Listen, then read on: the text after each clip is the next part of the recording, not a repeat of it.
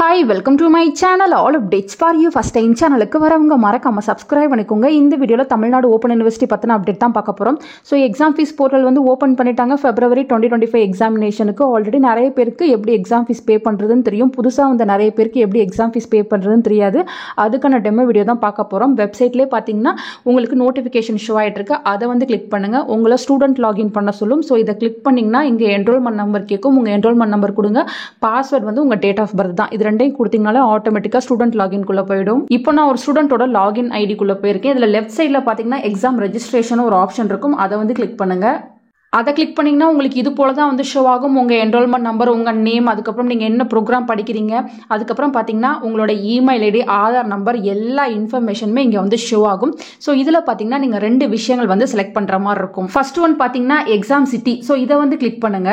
இதை கிளிக் பண்ணிங்கன்னா எந்தெந்த டிஸ்ட்ரிக்ட்ல வந்து எக்ஸாம் சென்டர் வந்து அவைலபிளாக இருக்குது அது போல் உங்களுக்கு ஷோ ஆகும். நீங்கள் வந்து எங்கே எழுதணும்னு நினைக்கிறீங்களோ அதை வந்து கிளிக் பண்ணுங்க. இப்போ பார்த்தீங்கன்னா நான் நீலகிரிஸை வந்து கிளிக் பண்ணுறேன். நெக்ஸ்ட் பக்கத்துலேயே பார்த்தீங்கன்னா எக்ஸாம் சென்டர்னு இருக்கும். அதை வந்து கிளிக் பண்ணுங்க. உங்களுக்கு நீலகிரிஸ்ல எங்க வந்து எக்ஸாம் சென்டர் இருக்கு அப்படின்ற இன்ஃபர்மேஷன் வந்து ஷோ ஆகும். ஸோ இந்த காலேஜ்ல தான் உங்களுக்கு எக்ஸாம் வந்து நடக்க போகுது. அதை வந்து கிளிக் பண்ணிக்கோங்க.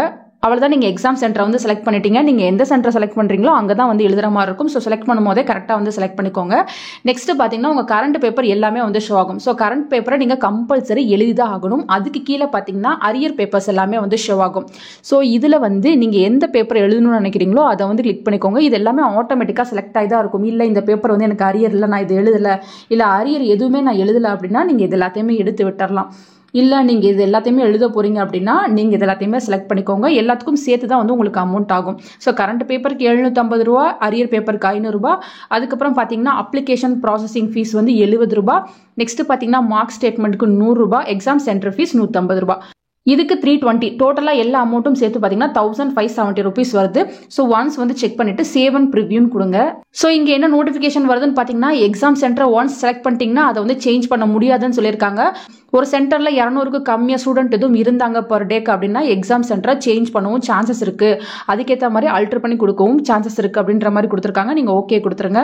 ஓகே கொடுத்தீங்கன்னா உங்களுக்கு இது போல தான் வந்து ப்ரிவ்யூ வந்து ஷோ ஆகும். என்னென்ன பேப்பர், அதுக்கான கோடு, அதுக்கான அமௌண்ட், எல்லா இன்ஃபர்மேஷனும் சேர்த்து டோட்டல் அமௌண்ட் எவ்வளோ அப்படின்ற இன்ஃபர்மேஷன் இங்கே வந்து ஷோ ஆகும். ஸோ டிக்ளரேஷன் கீழே செக் பாக்ஸ் இருக்கும். அந்த செக் பாக்ஸை கிளிக் பண்ணிட்டு ப்ரொசீட் ஃபார் பேமெண்ட்டுக்கு வந்து போங்க.